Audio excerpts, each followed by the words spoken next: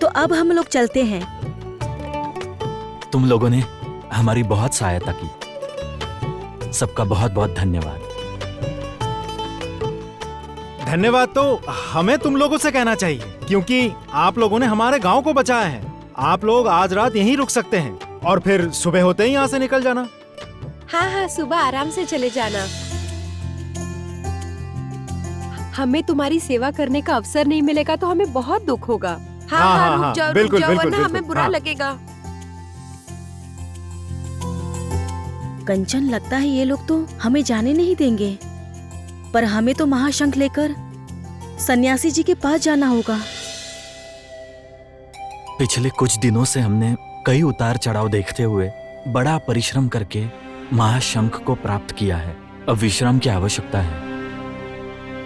और फिर इस गांव में सभी इतने प्रेम से कह रहे हैं। सही कह रहे हैं आप। ठीक है, फिर आज की रात हम इसी गांव में रुककर विश्राम करेंगे। अरे वाह, बहुत ये अच्छे, लोग बहुत मान अच्छे। गए।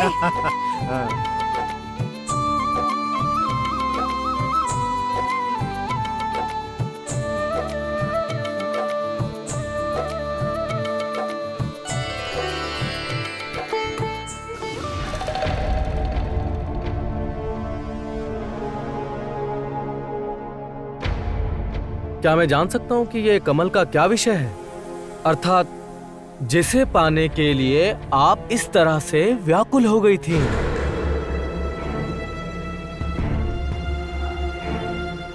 सोमेश्वर, आज तुमने जो कार्य किया है वह सच में प्रशंसनीय है।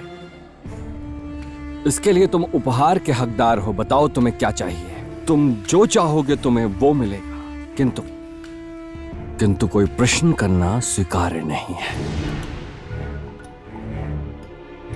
मेरा एक प्रश्न तो है पिताजी। नहीं, बिल्कुल नहीं। अब तुम जा सकते हो सोमेश्वर, जाओ।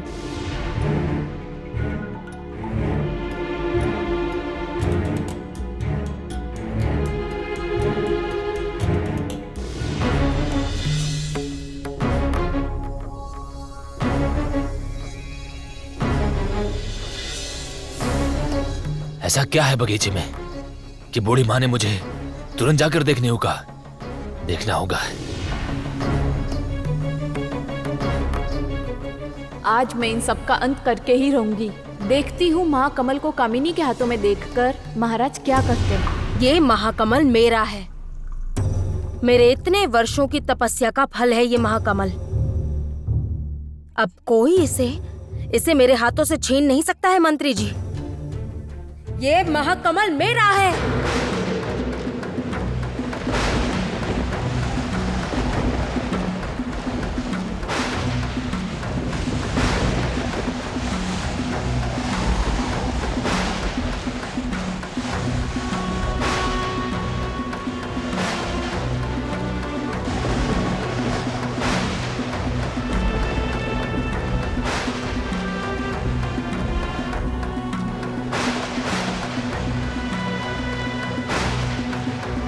ये क्या? अचानक ये क्या हो गया?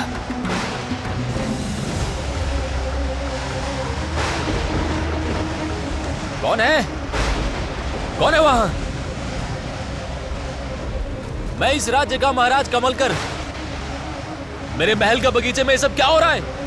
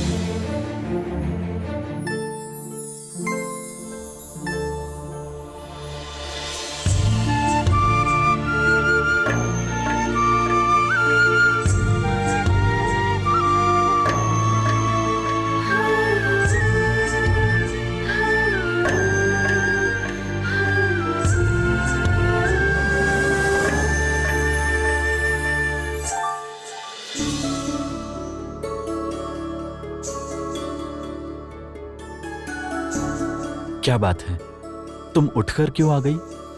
यही तो होना है ना कंचन। आपके बांसुरी बजाते ही मैं जहाँ भी रहूं आपके पास आ जाऊंगी। आपको याद नहीं? मेरे बांसुरी का धुन सुनते ही तुम भागते हुए चले आओगी और उसके पश्चात मैं बांसुरी बजाऊंगा, तुम नृत्य करोगी। क्या हुआ कंचन?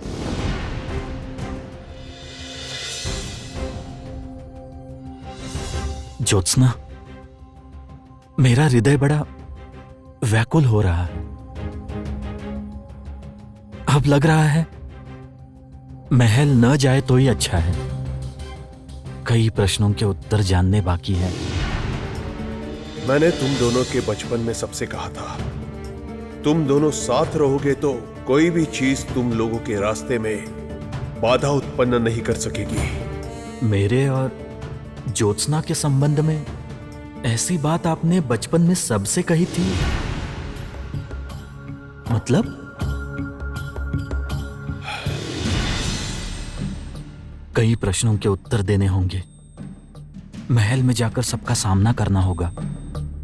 ऐसे अचानक सब कुछ छोड़ छाड़ कर आ गया था। पता नहीं मेरी मां का क्या हाल हुआ होगा।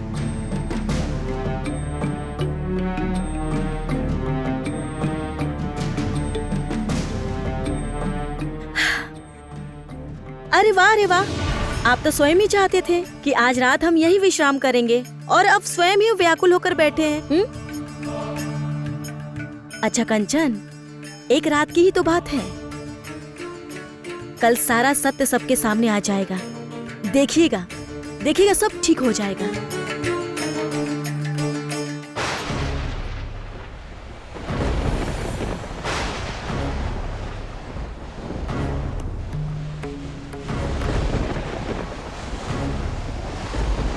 आश्चर्य है, अचानक ये तूफान कैसे शुरू हो गया? चलिए कंचन, अंदर चलिए।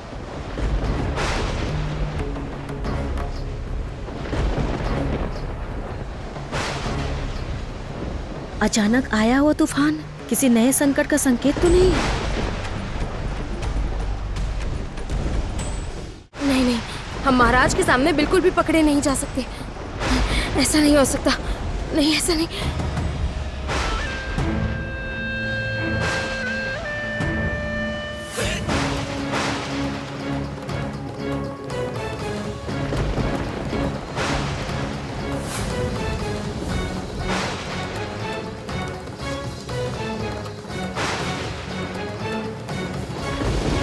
सर्वनाश, कामिनी ने इस प्रकार महाराज पे महाकमल से प्रहार कर दिया।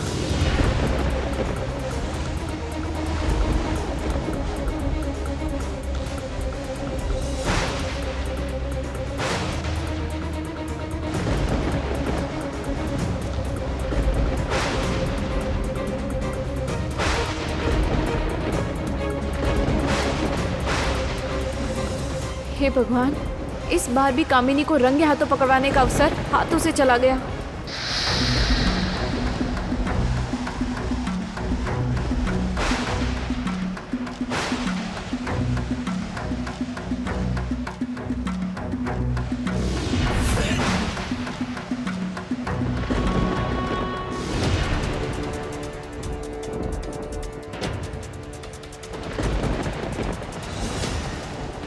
मैंने स्पष्ट रूप से देखा था।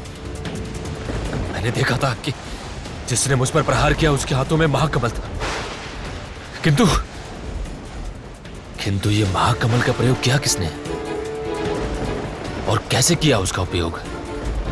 जब तक उर्मी अपने हाथों से उठाकर नहीं देती तब तक उसका उपयोग नहीं किया जा सकता। तो क्या इसी कारण से महाकमल चोरी हुआ है?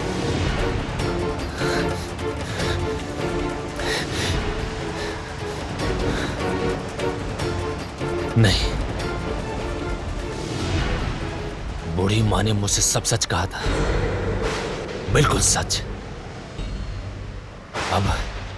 अब लग रहा है कोई मेरे आसपास का ही है, बिल्कुल करीबी कोई, जो मेरे और मेरे राज्य के विरुद्ध षड्यंत्र कर रहा है।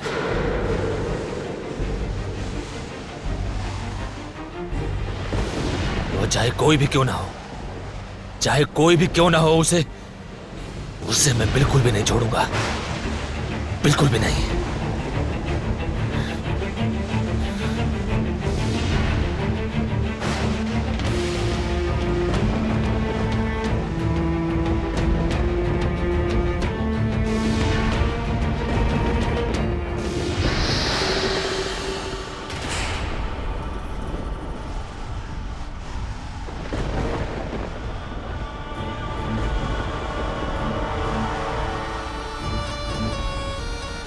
हे ईश्वर, कामिनी का यह हिंसक रूप देखकर लगता है इसने कोई बहुत बड़ा निर्णय लिया है। कामिनी, महाराज अब अनेक प्रश्न पूछ रहे हैं मंत्री जी। उनका इतना प्रश्न करना हमारे लिए बिल्कुल ठीक नहीं है। हाँ, किंतु कोई किंतु नहीं, बहुत हो गया। मैं और सहन नहीं करूंगी। वो धीरे धीरे हमारे बहुत निकट आते जा रहे हैं। अब उन्हें बहुत दूर भेजने की व्यवस्था करूंगी मैं।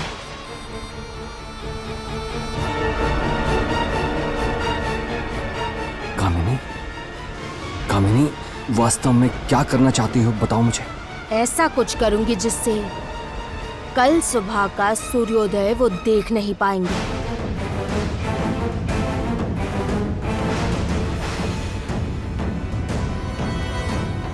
किंतु कामिनी, कामिनी, महाराज के साथ क्या करने जा रही हैं कामिनी? नहीं नहीं, ऐसे नहीं होने दे सकती मैं, बिल्कुल भी नहीं। मुझे किसी भी तरह से उसे रोकना ही होगा, रोकना ही होगा।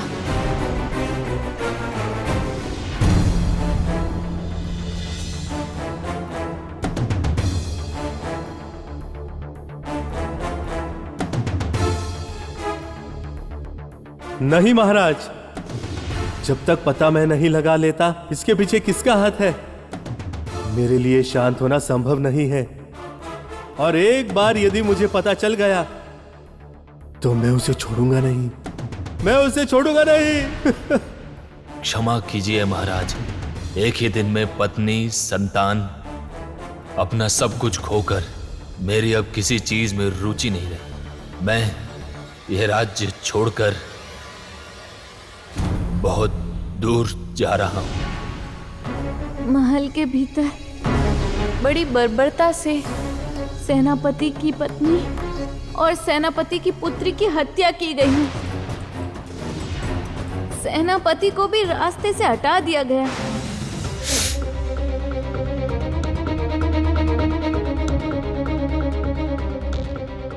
नहीं नहीं, इन सब के बीच अवश्य कोई न कोई सूत्र है। बूढ़ी माँ ने जिन जिन बातों पर संदेह जताया था, ठीक उन्हीं बातों में, उन्हीं जगहों पर संदेहजनक कुछ मिला है। नहीं, और प्रतीक्षा नहीं। कल के कल ही मैं राजसभा में इन सब का कोई ना कोई उपाय निकाल कर रहूंगा। कल के कल ही। कौन है वहां?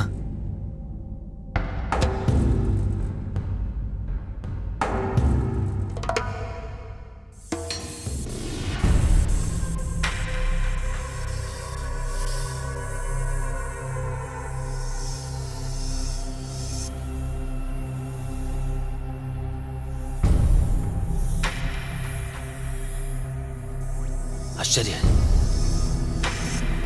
ये ध्वनि कहां से आ रही है?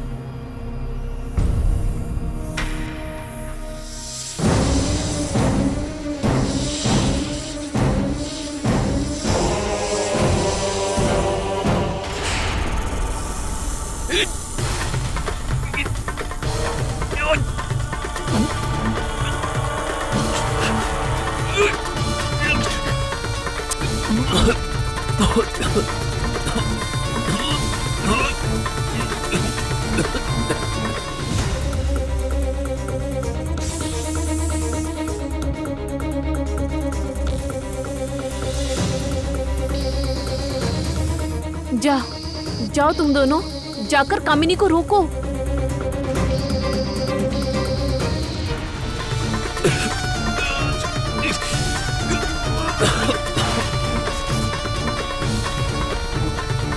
मेरी सांसों से ही जिनकी ये हालत है, मेरे डंक से इनका क्या होगा? ये क्या? ये दोनों, ये नेवले यहाँ?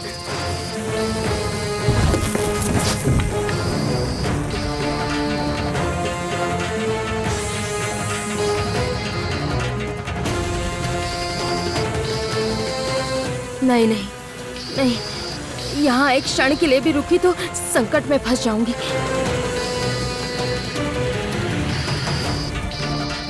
भागने के अलावा और कोई रास्ता नहीं है।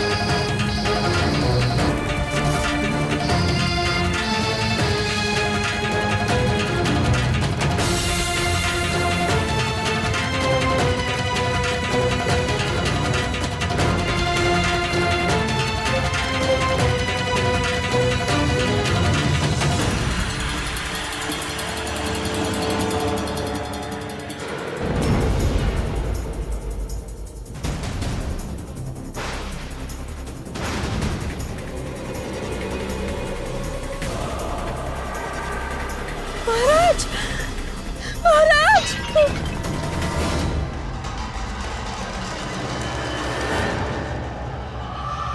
कोई है यहाँ पर? शीघ्र आओ, शीघ्र आओ, अनर्थ हो गया है। कोई है बाहर, शीघ्र ही अंदर आओ। अच्छा हुआ समय पर स्वयं को संभाल लिया, नहीं तो रानी माँ मुझे देख लेती और मैं इन्हें भी मारने पर विवश हो जाती।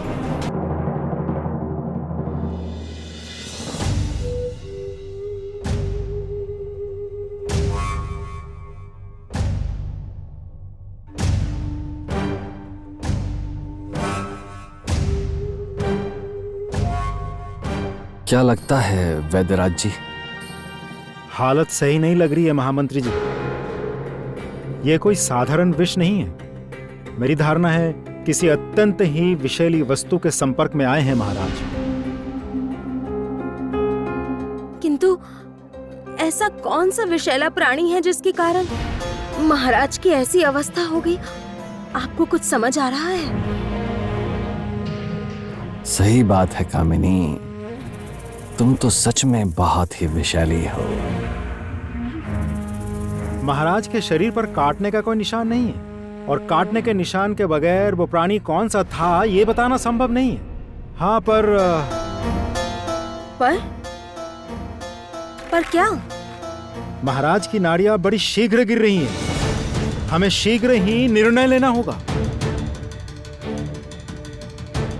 मेरा मन कहता है ये इन्हीं का कार्य है, इसमें कोई संदेह नहीं। ये सब कुछ मेरे कारण हुआ है महाराज। आपके प्राण बचाने के बजाय मैंने उल्टा आपको मृत्यु की ओर धकेल दिया। मैं कामिनी को नहीं रोक पाई।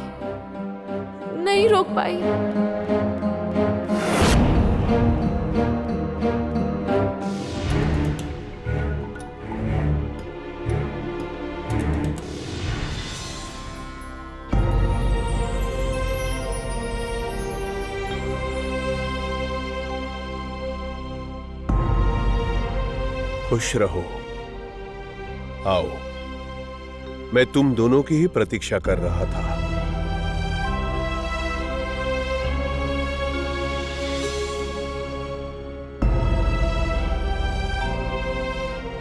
हम महाशंख ले आए सन्यासी जी। केवल इतना ही नहीं, इस यात्रा में तुमने कईयों के मन पर विजय प्राप्त की है। कई लोगों के मन में शुभ शक्ति का संचार हुआ है, केवल तुम दोनों की वजह से।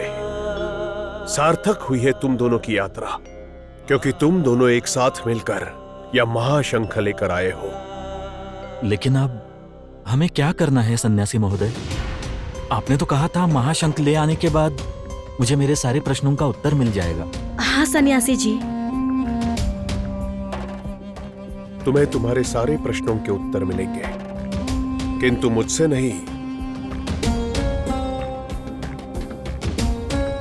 मेरे आश्रम के अंत में एक सरोवर है, उसके किनारे चले जाओ। वहां तुम्हारे सभी प्रश्नों के उत्तर देने के लिए वह प्रतीक्षा कर रहे हैं। हमारे लिए प्रतीक्षा कर रहे हैं? हमारे अष्टांग सन्यासी, वह कई वर्षों से तुम दोनों की प्रतीक्षा कर रहे हैं, तुम दोनों के सारे प्रश्नों का उत्तर देने के लिए। जाओ जल्दी।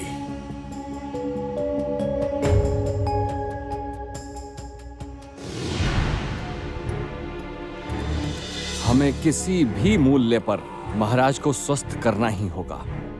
इसके लिए हम लोग कुछ भी करने को तैयार हैं, कुछ भी। पता नहीं क्या होगा। रानी मां के होश में आने पर हम उन्हें क्या उत्तर देंगे?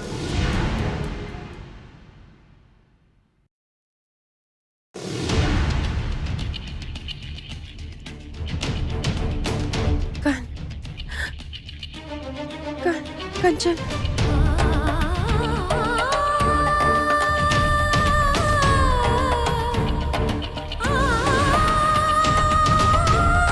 रानी माँ, कंचन को बुला लाओ, कंचन को बुला लाओ। कंचन महाराज को ठीक कर लेंगे। वो सब सही करना जानते हैं। उसे बुलावा भेजो, जहाँ कहीं से भी बुलाओ। कोई वो है? सब ठीक सुनो। कर सकते। रानी माँ का आदेश है, वो जहाँ पर भी हो यथाशीघ्र राजकुमार कंचन को महल में लेकर आओ। जाओ। ये बढ़िया है। महाराज के अस्वस्थ होने के कारण कुछ तो भला हुआ मेरा। मेरे कंचन मेरे पास ही वापस आएंगे। उफ, क्या आनंद की घड़ी है। रानी माँ, आप धैर्य रखिए। कंचन आएंगे, कंचन महल में वापस आएंगे। सब ठीक हो जाएगा, आप धैर्य रखिए, सब ठीक होगा।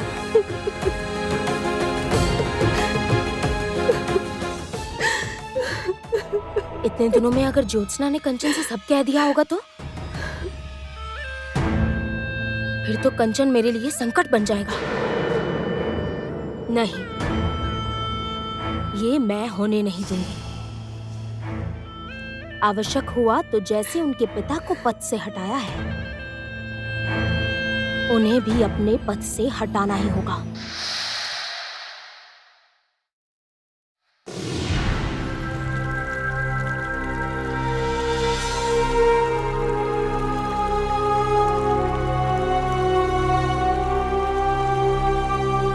देखिए कंचन, हमें लगता है उनके पास ही जाना होगा। फिर विलंब क्यों? चलो चलते हैं।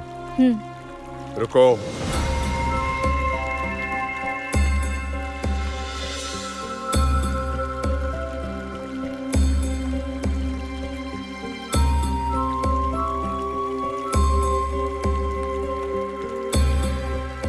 ये क्या?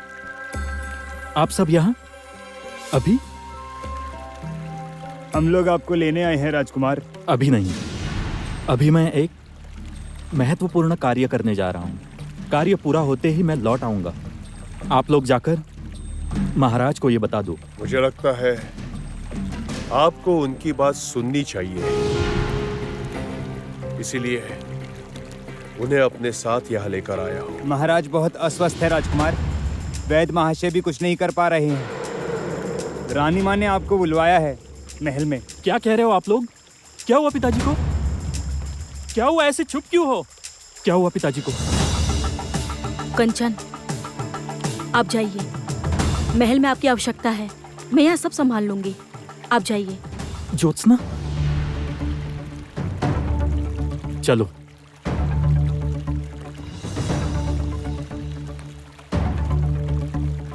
जाने से पहले मेरी एक बात सुन लीजिए कंचन। ज्योत्सना या महाशंकर के बारे में किसी से कोई बात न करें, यहां तक कि कोई भी यदि आपसे इस बारे में कोई भी प्रश्न करे, फिर भी नहीं। आप मुझे वचन दीजिए कंचन।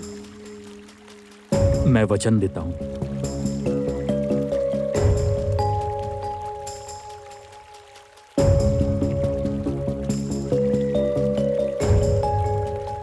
तुम और विलंब न करो ज्योत्सना। अष्टांग सन्यासी बहुत वर्षों से केवल तुम्हारी ही प्रतीक्षा में है। जाओ, उनके पास जाओ, मिलो उनसे। बहुत वर्षों से मेरी प्रतीक्षा में है।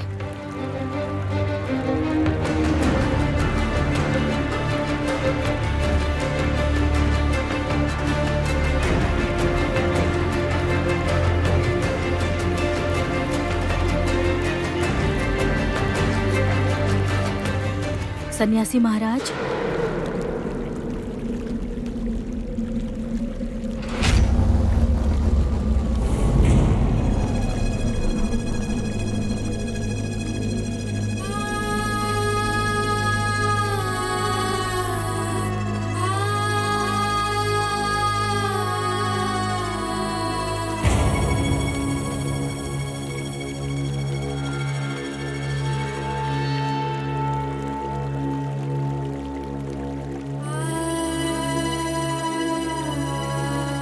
पिताजी,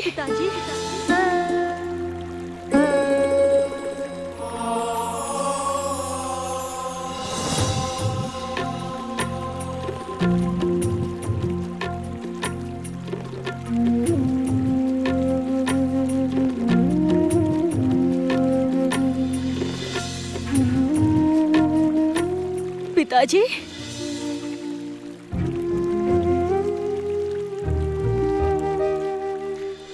क्या ये लड़कियों के कार्य है?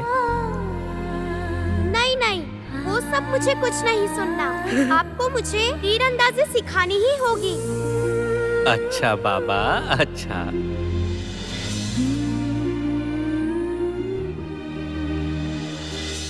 बहुत नटखट हो गई हो तुम, है ना? अभी बताती हूँ मैं तुम्हें।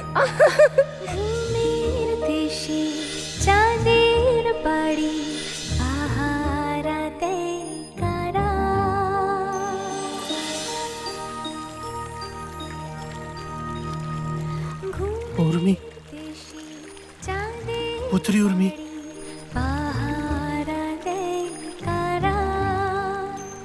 मीट मीटी आलो देखाय रात जागा सब तारा।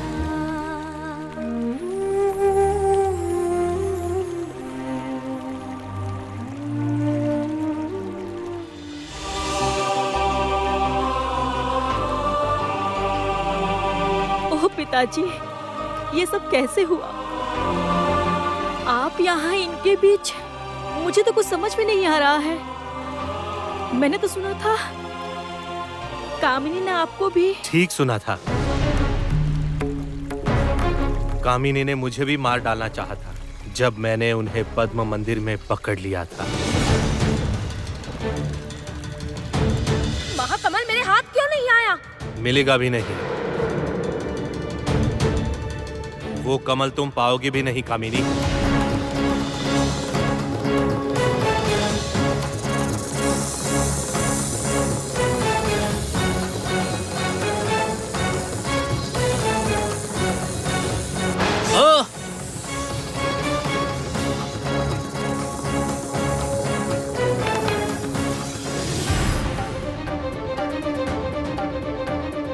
फिर उन्होंने मुझे खाई में धकेल दिया।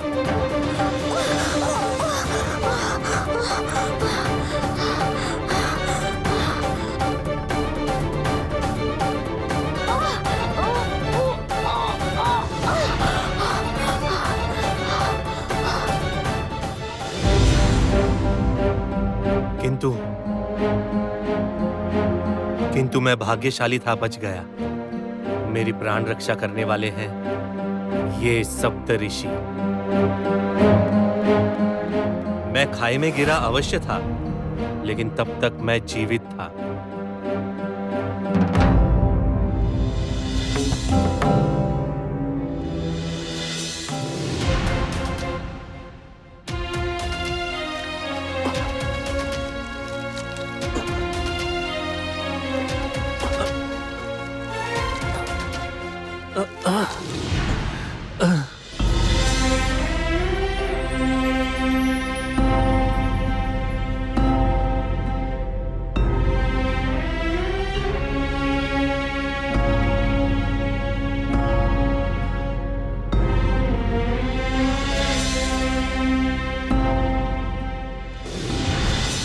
इसके बाद प्रधान सन्यासी ने मेरी देखभाल की।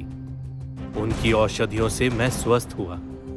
कृष्ण नागराज ने उनकी सहायता की। कृष्ण नागराज अर्थात मतलब मेरे मामा। किंतु मैंने सुना है कि कामिनी ने उन्हें भी बंदी बना रखा है। हाँ, सही सुना है पुत्री। अब तुम्हारा कर्तव्य है उन्हें कामिनी के हाथों से मुक्त करना।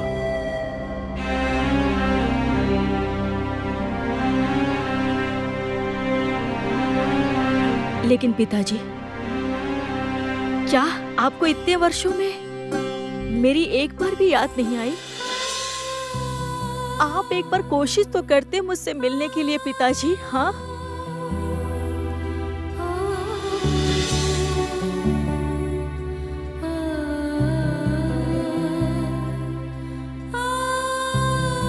मैं इतने वर्षों से इन सप्त सन्यासियों के साथ रहकर तपस्या कर रहा था, स्वयं को अष्टक सन्यासी बनाया और जो ज्ञान अर्जित किया उस ज्ञान द्वारा ही जाना कि सही समय के लिए प्रतीक्षा करनी होगी।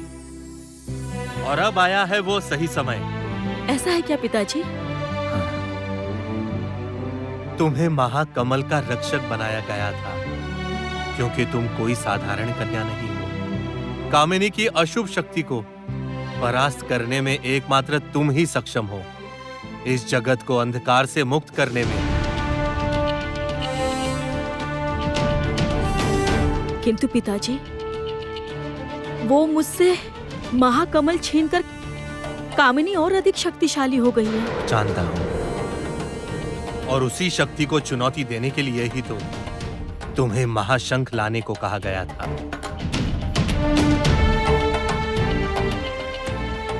इस पृथ्वी के हृदय में 4 मुख्य उपादान हैं: महाशंख, महाकमल, परम चक्र और दिव्य गदा, अर्थात शंख, चक्र, गदा और कमल।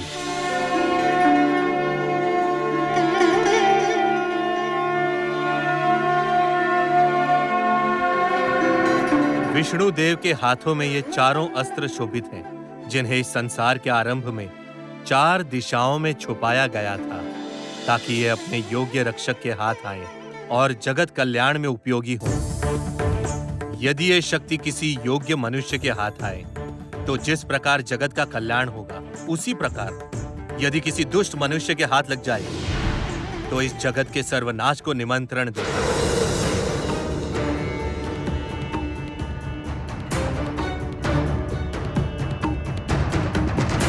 अर्थात धरा पर युगों युगों से शुभ शक्ति ही विजय हुई है और इसीलिए महाशंख की शक्ति से ही कामिनी के हाथों से महाकमल को छीनकर तो उसके योग्य अधिकारी तक निश्चय ही लाएगी। प्रतीक्षा किस बात की है पिताजी? महाशंख तो मेरे हाथ में ही है। मुझे कामिनी को दंड देने के लिए जाना ही होगा।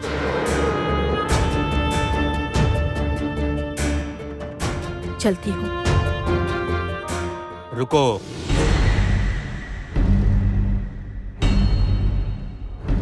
नहीं जाओगी तुम।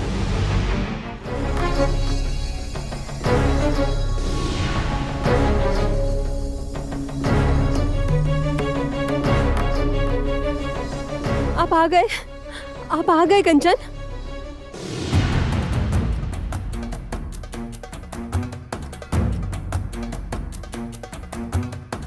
कामिनी, कंचन के हाव भाव देखकर लगता है अब ज्वालामुखी फटेगा।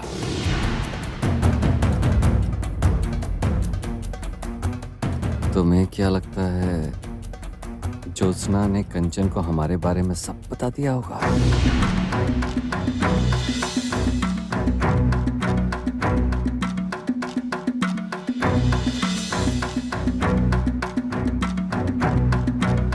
अगर ज्योत्सना ने कंचन को सारा सच बता दिया होगा तो इसी समय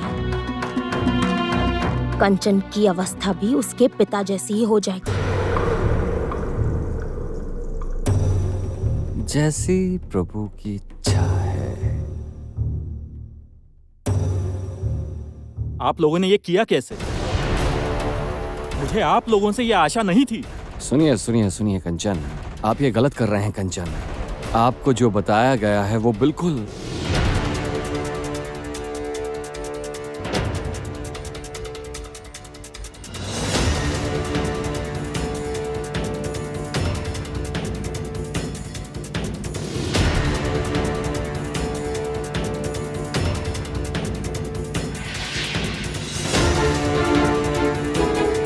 बहुत हुआ कंचन, अब मैं तुम्हारा अंत करूंगी यहीं पर।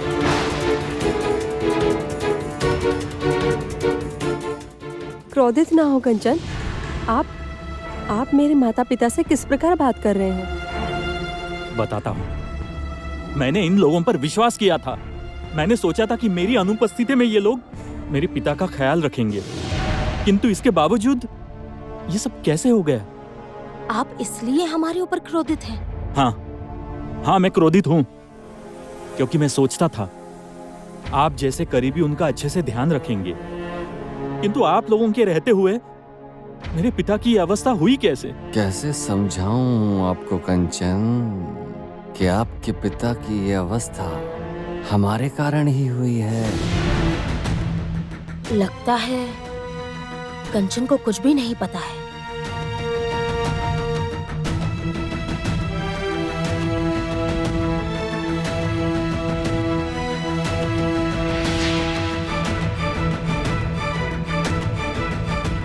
क्या हुआ?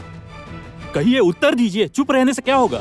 शांत हो जाइए, शांत हो जाइए कंचन, शांत। मैं आपके मन की अवस्था समझ पा रहा हूं, किंतु मेरे मन की अवस्था भी समझिए कंचन। भूलिए मत कि महाराज मेरे प्रिय और परम मित्र हैं। उनकी ये अवस्था देखकर मैं भी स्वयं को क्षमा नहीं कर पा रहा हूं। इस अवस्था में आपसे और क्या कहूं? राजकुमार, आप चिंतित ना हो। आसपास के राज्य से भी श्रेष्ठ वैद्य बुलवाए हैं। वो कोई ना कोई उपाय अवश्य ही निकाल लेंगे। पिताजी कहाँ हैं? मुझे पिताजी से मिलना है। अवश्य अवश्य राजकुमार, आइए आइए, मैं स्वयं आपको लेकर चलता हूँ। चलिए चलिए।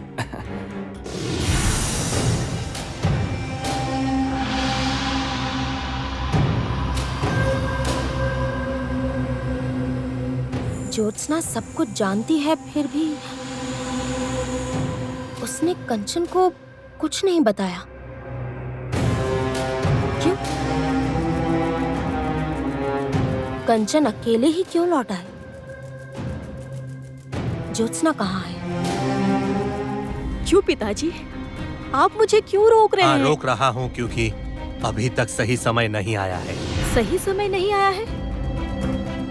आप कह रहे हैं कामिनी को हम और अत्याचार और मनमानी करने दें? ये नहीं कहा, किंतु कामिनी के सम्मुख खड़े होने के लिए तुम्हें अभी तैयार होना होगा। तैयार होना होगा? अर्थात? जिस उद्देश्य के लिए तुम्हारा जन्म हुआ है, उस उद्देश्य को पूरा करने के लिए तुम्हें स्वयं को और तैयार करना होगा। केवल यही नहीं, तुम विजयनगर के सेनापति रणविजय की पुत्री हो। तुम कृष्णनाग राजकन्या पद्मिनी की पुत्री हो। तुम्हें तुम्हारी माँ की तरह युद्ध विद्या, बुद्धि, ज्ञान सब में पारंगत होना होगा, होना ही होगा।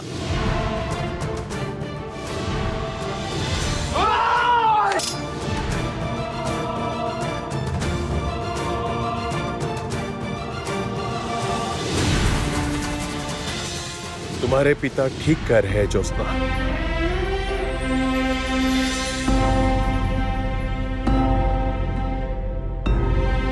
इतनी मुश्किलों को लांघकर तुमने महाशंख का उद्धार किया है। वनदेवी की कृपा प्राप्त बनी हो। वनदेवी ने तुम्हें जय रूप दिया है। ये सब तुमने पाया है तुम्हारे शांत व्यवहार, शुभ बुद्धि और साहस के कारण।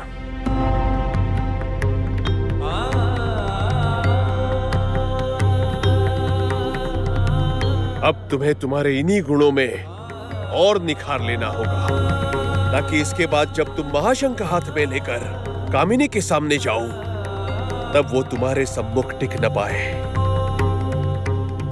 ठीक कहा, ठीक कहा आपने। इतने दिन जब प्रतीक्षा कर चुकी हूँ, तो कुछ और दिन ही सही।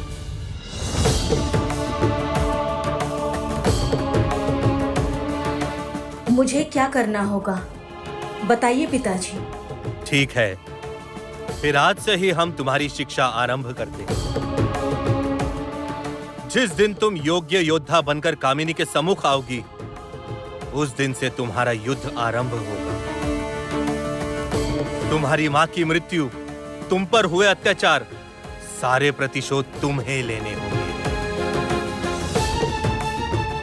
नागराज की समस्या, इस जगत की विपत्ति तुम सब दूर करोगी।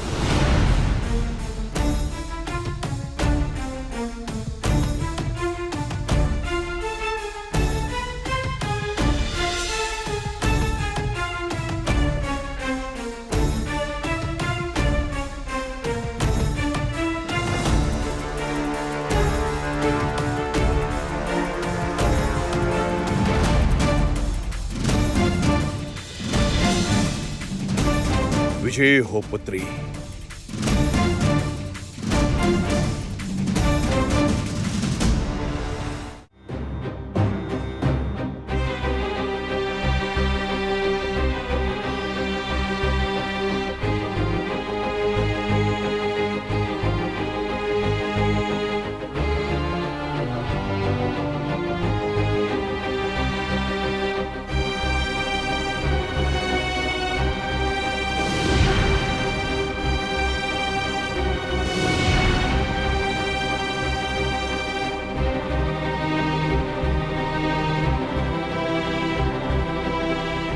विपदा टलने जैसे लक्षण तो नहीं दिख रहे हैं। कोई ना कोई तो उपाय अवश्य होगा वैद्य महाशय। मुझे तो कोई उपाय नहीं सूझ रहा है। ये देखिए महाराज की नाड़ियों में कैसे विष फैल रहा है। नहीं,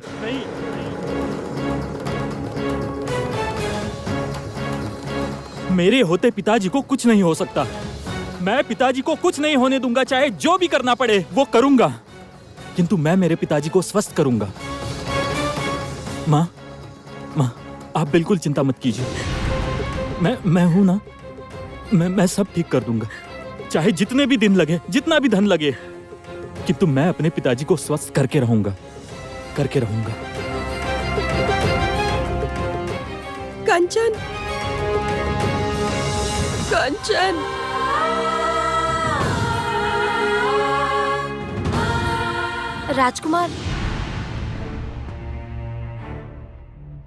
राजकुमार, मुझे पता है कि आप मानसिक रूप से टूट गए हैं और ये स्वाभाविक है, किंतु आपको स्वयं पर भरोसा रखना होगा। देखिए हम सबको भरोसा है आप पर। आप निश्चित ही कोई ना कोई उपाय अवश्य ढूंढ लेंगे महाराज को स्वस्थ करने के लिए, हम जानते हैं। किंतु इन सब के बीच आप स्वयं का ध्यान रखना ना भूलना। यदि आप स्वयं भी अस्वस्थ हो गए तो फिर हमारी विपदा बढ़ेगी, घटेगी नहीं। फिर कह रही हूँ, हम सब का विश्वास है आप पर। देखिए, बातों बातों में मैं जो पूछना चाहती थी वो बात ही भूल गई। असल बात? ज्योत्सना कहाँ है? वो लौटी नहीं, आपके साथ अकेले ही आए हैं। आप लोग दोनों साथ जिस काम के लिए गए थे वो काम सफल हो गया राजकुमार? एक बात सुन लो कंचन, ज्योत्सना या महाशंख के बारे में तुम किसी से कुछ नहीं कहोगे, यहां तक कि यदि कोई भी तुमसे इस बारे में कुछ भी पूछे तो भी नहीं।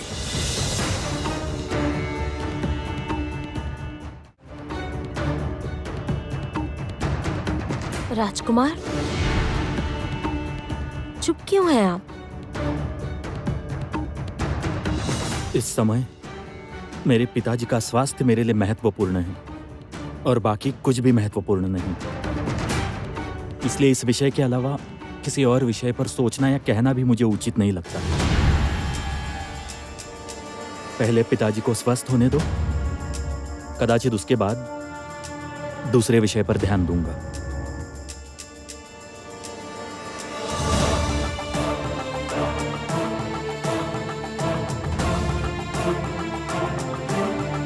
अच्छा, अर्थात कंचन ने मुझे ज्योत्सना के विषय में कुछ नहीं बताया। मैंने जहां से शुरू किया था वापस वहीं आ गई। किंतु मैं ऐसा होने नहीं दूंगी। ज्योत्सना कहाँ है मुझे जानना ही होगा, जानना ही होगा।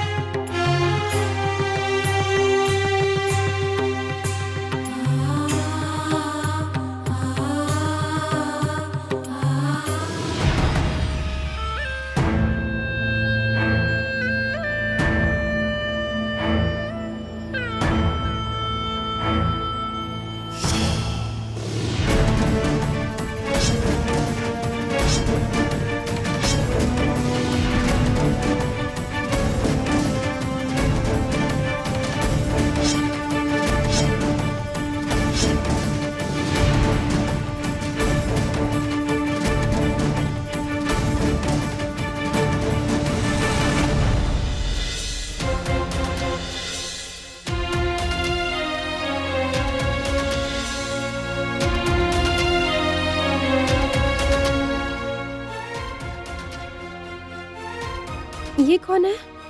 माँ, ये दूसरे राज्य के वैद्य हैं। मैंने सुना है इनकी चिकित्सा से कोई भी रोगी स्वस्थ हो जाता है। माँ देखिए, आप चिंता मत कीजिए, मुझे उम्मीद है ये पिताजी को अवश्य स्वस्थ कर देंगे। मेरे विष का तोड़ निकाल सके ऐसा वैद्य इस जगत में नहीं है कंचन। भाग्य से तुम्हारे पिता को मैंने डसा नहीं, इसलिए अब तक ये श्वास ले पा रहे हैं, पर वो भी अब बंद होने वाली है। चाहे जितना ही प्रयत्न क्यों ना कर लो, महाराज को तुम नहीं बचा पाओगे।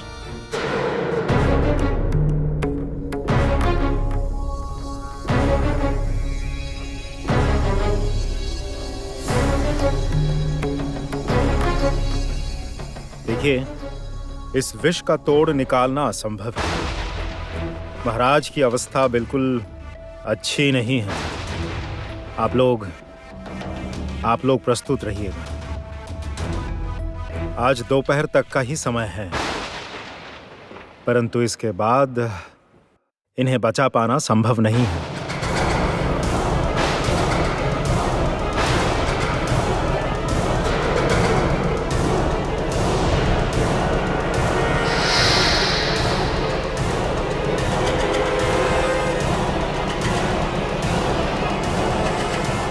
महाराज, आपकी इस अवस्था के लिए मैं स्वयं को कभी क्षमा नहीं कर पाऊंगी। मुझे लगता है कि हमें और भी प्रयत्न करना चाहिए, और भी दूसरे वैद्यों को बुलाना चाहिए। उससे कोई लाभ होगा, मुझे ऐसा नहीं लगता। प्रत्येक वैद्य केवल यही कहेगा, यह विष इतनी सहजता से नहीं हटेगा। वैद्य महाशय, आपने अभी क्या कहा? पिताजी के शरीर में विष फैल गया है? ये कोई साधारण विष नहीं है। ये एक भयंकर विष का प्रभाव है जो आसानी से नहीं कटेगा। चलता हूं।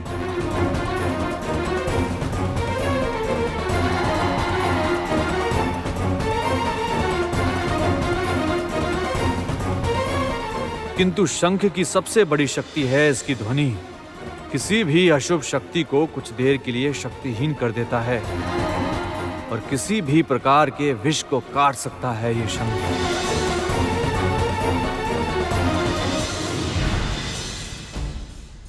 नहीं, मैंने तो प्रधान सन्यासी को वचन दिया है कि महाशंख के बारे में मैं किसी को नहीं बताऊंगा।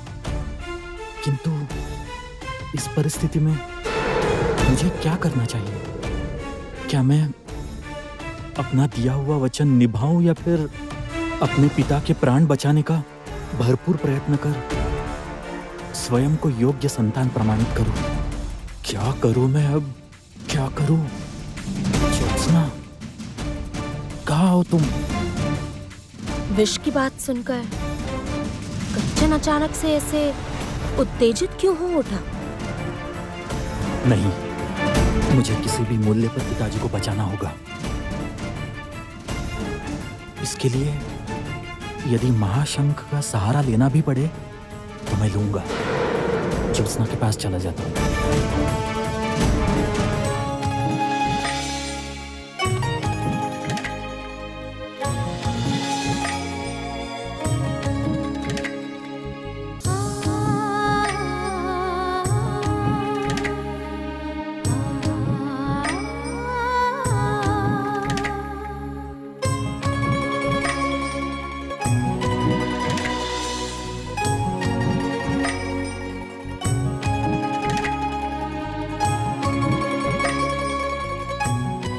आज तुम्हारी शिक्षा पूर्ण हुई पुत्री। तुम आने वाली लड़ाई के लिए तैयार हो। आज मैं ये महाशंख तुम्हारे हाथों में दे रहा हूं।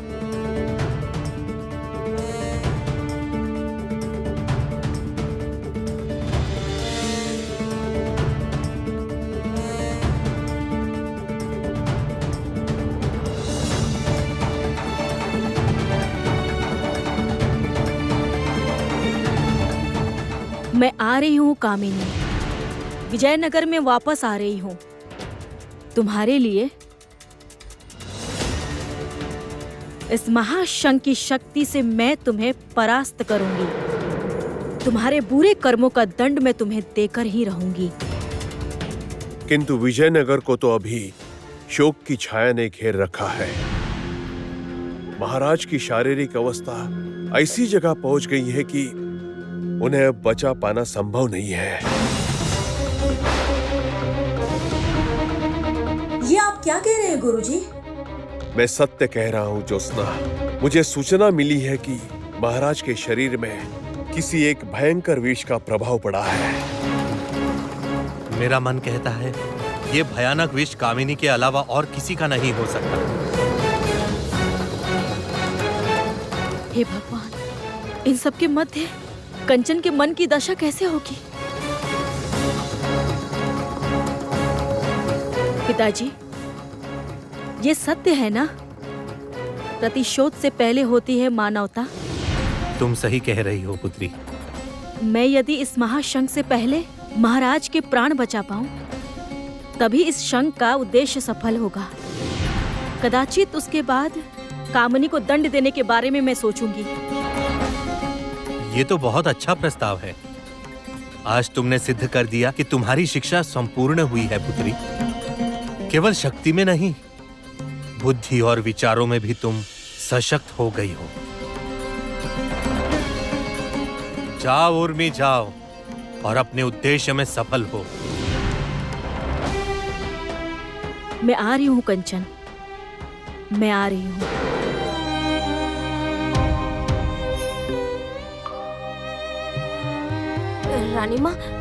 रानी माँ, आप स्वयं पर संयम रखें। उम्मीद टूटने मत दीजिए। कंचन निश्चित कोई ना कोई उपाय निकाल लेगा। निश्चित ही कोई ना कोई वैद्य महाराज को ठीक कर देगा। ईश्वर इतने कठोर नहीं हो सकते। आप विश्वास टूटने मत दीजिए रानी माँ, आप ईश्वर पर भरोसा रखिए।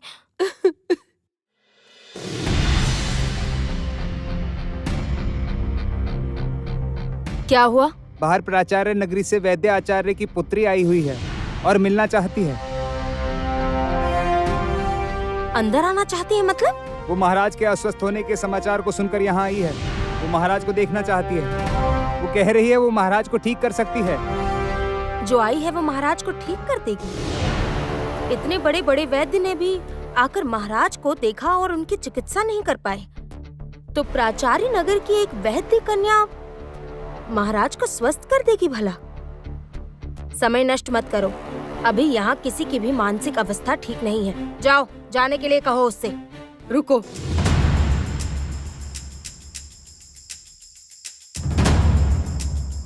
जो आई है उसे आने दो। किंतु रानी माँ, जब सबने उम्मीद छोड़ दी है, वहाँ जब कोई कह रहा है इतने विश्वास से कि वो महाराज को ठीक कर सकती है, तब मैं भी उसकी क्षमता जांचना चाहूंगी। मैं चाहती हूँ कि वो अंदर आए और देखना चाहती हूँ कि वो क्या करेगी। ठीक है रानी माँ, जाओ उसे भीतर ले आओ।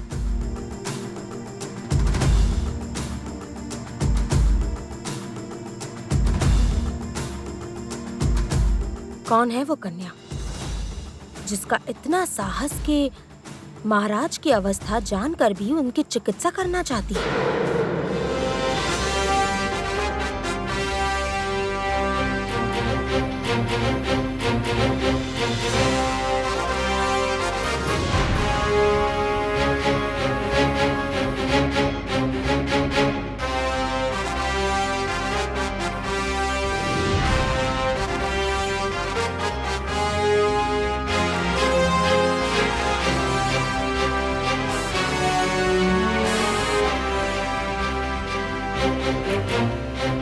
रुको,